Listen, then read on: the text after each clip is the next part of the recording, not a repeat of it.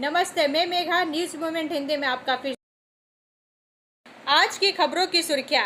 किसानों की जानकारी के बिना जमीन को ईसीएल के नाम पर दर्ज किया जा रहा है। बिना रजिस्ट्रेशन 4 धाम यात्रा में नो एंट्री। पद्मश्री कथाकार मालती जोशी का निधन। हिंदी मराठी में लिखी 60 से ज़्यादा किताबें। तृणमूल पंचायत सदस्यों ने ग्रामीणों के साथ मिलकर तृणमूल पंचायत प्रमुख के खिलाफ विरोध प्रदर्शन। 2 अस्पतालों के विरुद्ध इलाज में लापरवाही के लिए Paschim Bangal clinical establishment regulatory commission के द्वारा जुर्माना देने का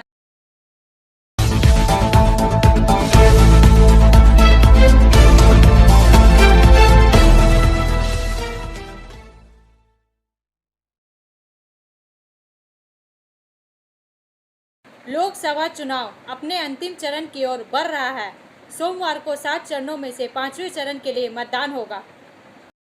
चार का यह भाग प्रायोजित RICIS रानीगंज द्वारा। वरिष्ठ रिपोर्टर संतराज प्रसाद के अनुसार इस संदर्भ में यह उल्लेखनीय है कि पहले 4 दौर के मतदान 19 अप्रैल, 26 अप्रैल, 7 मई और 13 मई को हुए थे, जबकि अंतिम 2 चरण 25 मई और 1 जून को है। 542 लोकसभा सीटों के लिए मतों की गिनती 4 जून को होगी। यह उन निर्वाचन क्षेत्रों की संख्या के संदर्भ में सबसे छोटा चरण है जिनके लिए मतदान होगा। 6 राज्यों और 2 केंद्र शासित प्रदेशों में केवल 49 सीटें और कुल 695 उम्मीदवार। सभी की निगाहें उत्तर प्रदेश की अमेठी और रायबरेली लोकसभा सीटों पर होंगी। दोनों ही कांग्रेस पार्टी के गांधी परिवार का पर्याय है। 2019 में सोनिया गांधी, जिन्होंने रायबरेली से अपना लगातार 5वां चुनाव जीता, देश के सबसे अधिक आबादी वाले राज्य से अपनी पार्टी की एकमात्र सांसद बनी। ब्रेक के बाद और अधिक खबरों के लिए बने रहे हमारे साथ।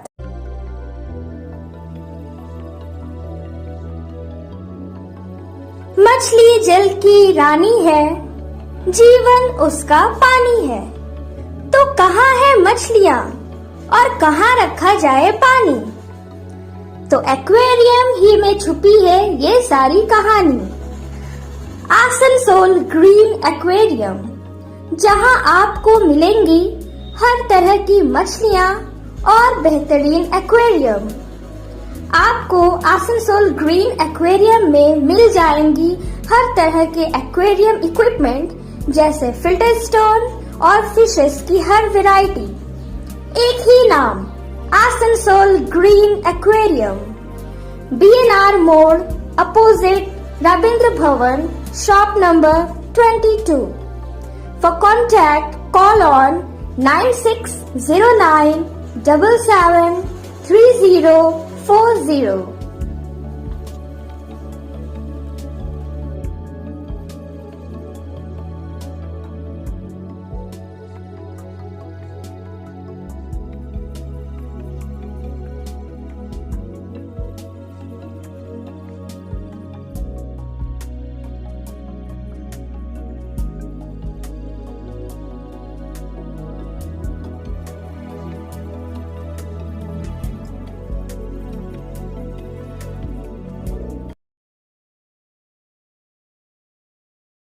चितरंजन में फैक्ट्री अधिकारियों ने 2 पॉकेट गेट बंद करने का नोटिस दिया। श्रमिक संघ का निर्णय लागू न करने का पत्र। समाचार का यह भाग प्रायोजित TVS PSG द्वारा।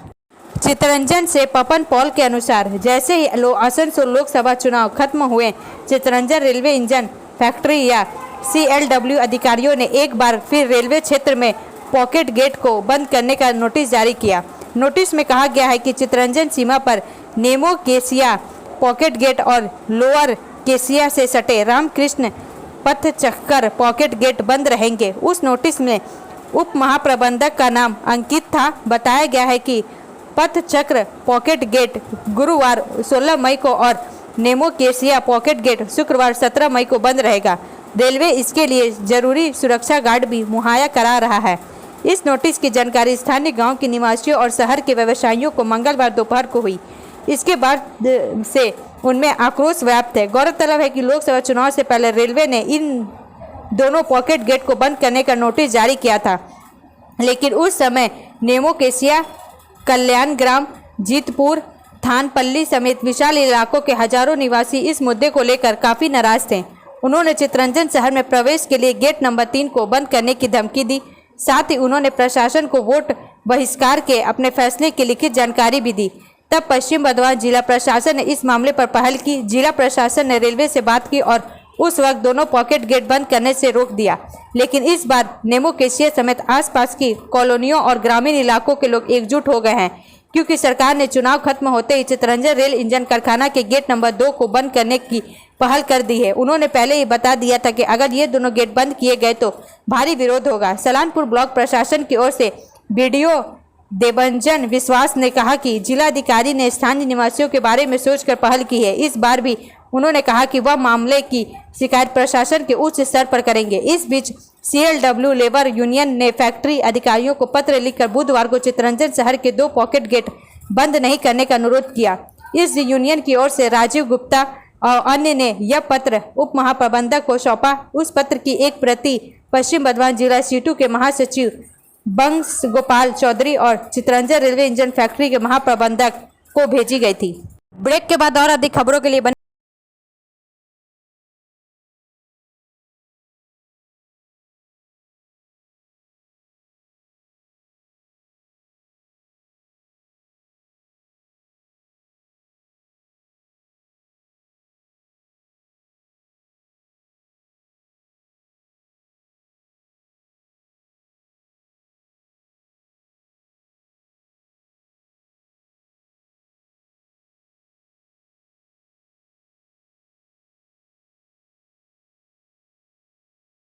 दो अस्पतालों के विरुद्ध इलाज में लापरवाही के लिए Paschim Bangal clinical establishment regulatory commission के द्वारा जुर्माना देने का आदेश। समाचार का यह भाग प्रायोजित है हिल व्यू हॉस्पिटल द्वारा। युवा समाज सेवी गौरव केडिया अपनी स्वर्गीय पत्नी रमी केडिया की मृत्यु का इंसाफ के लिए पिछले 8 महीने से लगातार पश्चिम बंगाल चीफ स्वास्थ्य विभाग, दुर्गापुर न्यायालय एवं पश्चिम बंगाल राज्य नियामक आयोग कार्यालय में चक्कर लगा रहे हैं। इस मिशन में उन्हें बहुत बड़ी सफलता मिली है। गौरव केडिया ने बताया कि उनकी पत्नी रमी केडिया की डिलीवरी के लिए 1 सितंबर 2023 को दुर्गापुर मिशन हॉस्पिटल ले जाया गया, जहां प्राथमिक उपचार के 3 घंटे बाद उनसे कहा गया कि प्रसव के दौरान जो नवजात शिशुओं के लिए विभाग में बेड की जरूरत होती है वह खाली नहीं है, इसलिए इस अस्पताल में डिलीवरी नहीं हो सकती। आप यहां से मरीज को लेकर चले जाइए। गौरव ने बताया कि उसकी पत्नी तड़पती रही। उसके बाद मरीज को हेल्थ वर्ल्ड अस्पताल ले जाया गया। वहां भी 2 घंटे बाद इलाज शुरू किया गया। अस्पताल प्रबंधन को इतना अनुरोध करने पर भी उनके अंदर मानवता देखने को नहीं मिली। वहां के चिकित्सकों ने अल्ट्रासाउंड परीक्षण के बाद सर्जरी की। उसके पश्चात रमी केडिया की मौत हो गई। गौरव केडिया ने इलाज में लापरवाही का इल्जाम मिशन हॉस्पिटल एवं हेल्थ वर्ल्ड हॉस्पिटल के विरोध के लिए आवेदन दुर्गापुर कोर्ट में एवं स्वास्थ्य विभाग में किया। कई हियरिंग के पश्चात Paschim Bangal chief medical officer of health एवं Paschim Bangal clinical establishment regulatory commission के द्वारा निर्णय दिया गया कि दोनों अस्पतालों के द्वारा लापरवाही की गई 10 लाख रुपए का जुर्माना मिशन अस्पताल को अदा करना होगा एवं हेल्थ वर्ल्ड को 5 लाख रुपए जुर्माना देना होगा। ब्रेक के बाद और अधिक खबरों के लिए बने रहें हमारे साथ। Priya cosmetic near Minar cake shop, GT road, Asansol 1।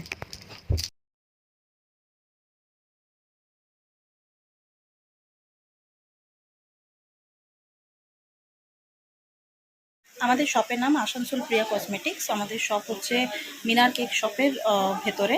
আমাদের শপে সমস্ত রকমের কসমেটিক্স প্রোডাক্ট অ্যাভেলেবল আছে, যেমন মেবলিন, কালার বার, সুগার, ল্যাকমি, প্লাম, লোটাস, এছাড়াও সমস্ত রকম প্রফেশনাল প্রোডাক্ট অ্যাভেলেবল আছে।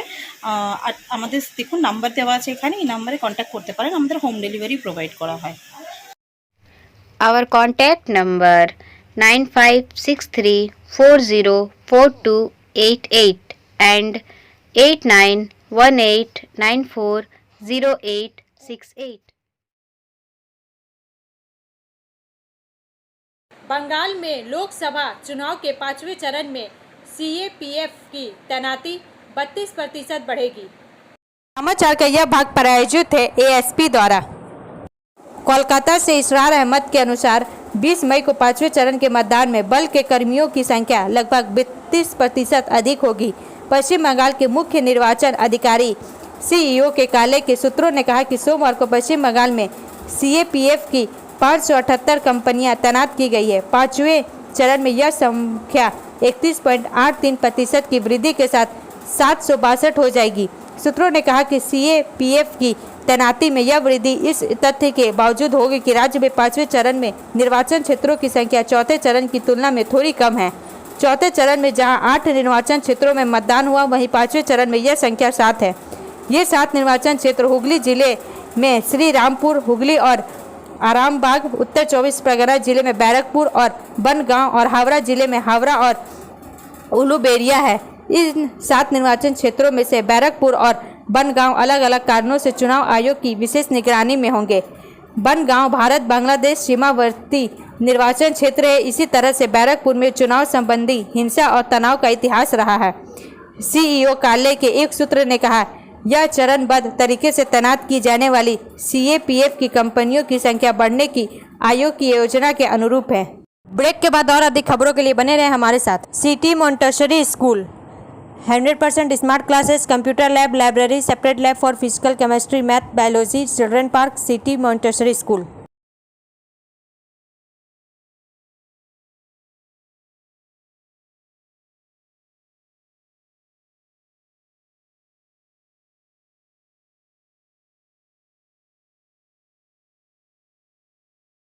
सुनील छेत्री ने अंतर्राष्ट्रीय फुटबॉल से लिया संन्यास, कुवैत के खिलाफ खेलेंगे अंतिम मैच।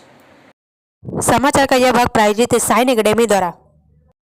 सुनील छेत्री ने अपने संन्यास की घोषणा के साथ अपने फुटबॉल के करियर को लेकर अपने अनुभव को साझा किया। छेत्री ने कहा कि मैंने अपने 19 साल के करियर में जी भर के फुटबॉल खेला। फुटबॉल ही मेरा पैशन था। हर मैच मेरे लिए खास रहा है। मुझे आज भी अपना पहला मैच याद है। अपना पहला मैच और अपने पहले गोल को मैं कभी नहीं भूल सकता हूँ। ये मेरे लिए बहुत ही खास है। उन्होंने कहा कि अपने संन्यास लेने के फैसले के बारे में सबसे पहले अपनी पत्नी और माता पिता को बताया। उन्होंने मेरे निर्णय की सराहना की और सपोर्ट किया। उन्होंने कहा कि मैंने 20 साल में करियर की शुरुआत की और आज 39 वर्ष की आयु में संन्यास ले रहा हूँ। 19 साल में देश और दर्शकों का भरपूर प्यार मिला है, जिसे मैं कभी भुला नहीं सकता हूँ। सुनील छेत्री ने कहा कि भारत में बेशुमार टैलेंट भरा है। आज फुटबॉल एकेडमी के पास एक से बढ़कर एक खिलाड़ी है जो भारतीय फुटबॉल को नई ऊंचाइयों तक ले जा सकता है। ऐसे में अब नए लोगों को मौका देने का समय है। पुराने लोग जाएंगे तो नए लोग को टीम में अवसर मिलेगा। ब्रेक के बाद और अधिक खबरों के लिए बने रहे हमारे साथ।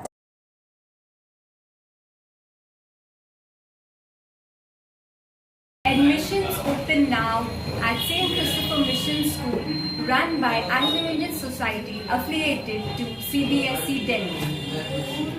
Special features are low affordable fee structure, smart class, well-trained teachers, indoor-outdoor games, transport facility, co-curricular activities, classes from nursery to 12. It's time for your child to explore the creativity. Thank you.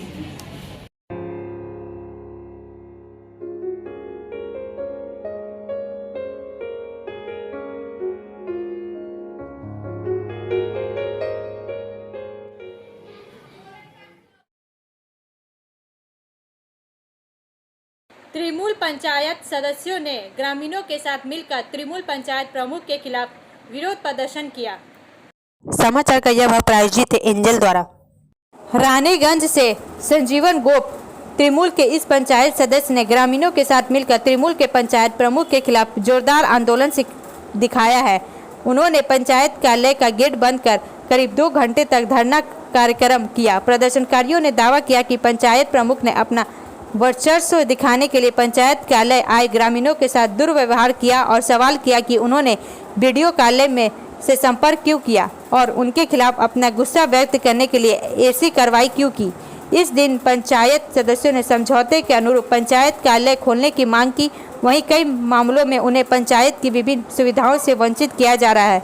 उन्होंने यह भी दावा किया है कि सभी उपभोक्ताओं पर विभिन्न मामलों में पंचायत द्वारा प्रमाण पत्र देने में लापरवाही बरतने का आरोप लगाया गया है। ऐसे उदाहरण बताते हुए बड़ी संख्या में लोग पंचायत के 2 सदस्य पंचायत कार्यालय पर एकत्र हुए और विरोध प्रदर्शन किया। उन्होंने दावा किया कि पंचायत प्रमुख निजी कारणों से लोगों को कुछ क्षेत्रों की सेवाओं से वंचित करना चाहते हैं, जिसे वह बनाए रखना चाहते हैं।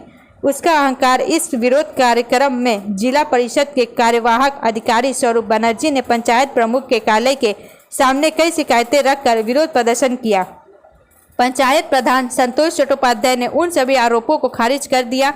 इस दिन उन्होंने दावा किया कि सभी पंचायत सदस्यों के सहयोग से हर मामले में नियमानुसार कार्रवाई की गई। उन्होंने दावा किया कि पिछले कुछ दिनों में कई कारणों से उन्हें असुविधा का सामना करना पड़ा मामले, लेकिन उन सभी मुद्दों पर काबू पाने के बाद पंचायत की गतिविधियां फिर से सामान्य हो गई। किसी भी आम आदमी को वंचित नहीं किया जाएगा और हर मामले में त्वरित निर्णय लिया जाएगा। ब्रेक के बाद और अधिक खबरों के लिए बने रहे हमारे साथ। रेखा मैचिंग, सभी प्रकार के सभी रंगों के मैचिंग पॉपलिन, रूबिया, फैंसी दुपट्टे और फैंसी ड्रेस मटेरियल्स के लिए रेखा मैचिंग पधारें। TP market Asansol. Mobile number 9635640012। Padmashri कथाकार मालती जोशी का निधन। हिंदी मराठी में लिखी 60 से ज़्यादा किताबें। समाचार का यह भाग प्रायोजित है BNM कोचिंग सेंटर द्वारा। सुप्रसिद्ध कथाकार और लेखिका पद्मश्री मालती जोशी का निधन हो गया है। उन्होंने 90 साल की उम्र में अंतिम सांस ली। मालती जोशी ने अपने बेटे साहित्यकार और इंदिरा गांधी राष्ट्रीय कला केंद्र के सदस्य सचिव सच्चिदानंद जोशी के आवास पर अंतिम सांस ली। बता दें कि वे आहार नली के कैंसर से पीड़ित थी। साल 2018 में मालती जोशी को तत्कालीन राष्ट्रपति रामनाथ कोविंद ने पद्मश्री से सम्मानित किया था। मालती जोशी ने हिंदी और मराठी भाषा समेत 60 से ज़्यादा किताबों का लेखन किया था। मालती जोशी की कई रचनाएं भारतीय भाषाओं के अलावा विदेशी भाषाओं में भी अनुवादित की जा चुकी है।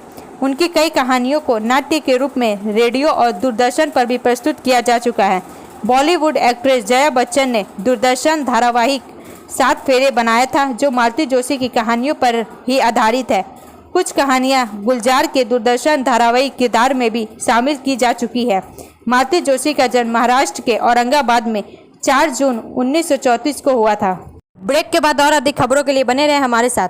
Study centre for English, maths, arts and science group, free spoken English classes, class 5 to 12। Contact CK बनवाल 9832293611 एंड अंकित श्रीवास्तव 9641070758। बुधा हाजरा दुर्गा मंदिर आसनसोल। पूर्व जस्टिस गांगुली के मामले की सुनवाई के लिए हाई कोर्ट में बनी नई बेंच। समाचार का यह भाग प्रायोजित है SK इन्फोकॉम द्वारा। कलकत्ता उच्च न्यायालय के मुख्य न्यायाधीश TS शिवगणनम ने बुधवार को बड़ा कदम उठाया। उन्होंने न्यायमूर्ति त्रिनथकर घोष की एकल न्यायाधीश पीठ को उसी अदालत के पूर्व न्यायाधीश और तमलुक लोकसभा सीट से भाजपा उम्मीदवार अभिजीत गांगुली की याचिका पर सुनवाई करने के लिए नई बेंच गठित करने को कहा है। गांगुली ने इस महीने की शुरुआत में जिला पुलिस द्वारा उनके खिलाफ दर्ज की गई एक प्राथमिकी को चुनौती दी है। उन्होंने मूल रूप से न्यायमूर्ति जय सेनगुप्ता की एकल न्यायाधीश पीठ में याचिका दायर की थी। हालांकि मंगलवार को जस्टिस सेनगुप्ता ने व्यक्तिगत आधार पर मामले की सुनवाई से खुद को अलग कर लिया।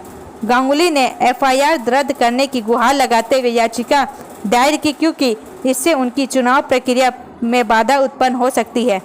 तमलुक में छठे चरण के लिए 25 मई को मतदान होना है। 5 मई को तमलुक में अभिजीत के खिलाफ हत्या की कोशिश, मारपीट और तोड़फोड़ समेत अन्य धाराओं में शिकायत दर्ज की गई थी।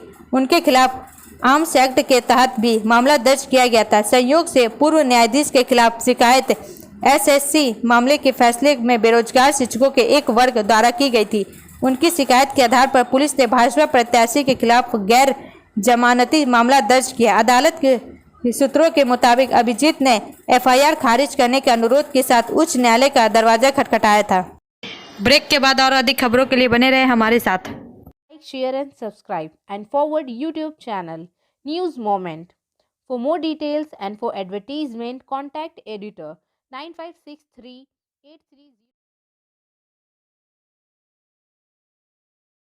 बिना रजिस्ट्रेशन 4 धाम यात्रा में नो एंट्री। इस साल 4 धाम यात्रा के लिए पहुंचने वाले श्रद्धालुओं की संख्या में 44% की बढ़ोतरी हुई है। पिछले कई सालों से कोरोना महामारी की वजह से श्रद्धालु अपने आराध्य के दर्शन के लिए नहीं पहुंच पा रहे थे। अब हालत बेहतर है तो ज़्यादा से ज़्यादा लोग दर्शन के लिए उत्तराखंड पहुंचने लगे हैं। उमड़ रही भारी भीड़ को देखते हुए सरकार एक्शन में आ गई है। यही वजह है कि बैठक में मुख्य सचिव ने यह तय किया कि रजिस्ट्रेशन के बिना किसी को भी चार धाम यात्रा में एंट्री नहीं दी जाएगी। श्रद्धालुओं की भीड़ से पैदा हो रही अव्यवस्था को दूर करने और व्यवस्था को दुरुस्त करने के लिए 2 दिन यानी कि 15 और 16 मई को ऑफलाइन रजिस्ट्रेशन भी बंद कर दिया गया, जिससे पहले से मौजूद श्रद्धालु आगे बढ़ सके। सीएम सचिव ने आदेश दिया कि इसके लिए बैरियरों और अन्य जगहों पर सख्ती से चेकिंग की जाए। उन्होंने यमुनोत्री धाम में बिना पंजीकरण के डंडी कंडी घोड़ा खच्चरों के संचालन पर भी प्रभावी रोक लगाने के निर्देश दिए हैं। सचिव ने कहा कि रिकॉर्ड यात्रियों के पहुंचने से यात्रा मार्गों पर जाम और दबाव बढ़ रहा है। उन्होंने साफ कहा कि बगैर रजिस्ट्रेशन किसी को भी धाम में न जाने दिया जाए।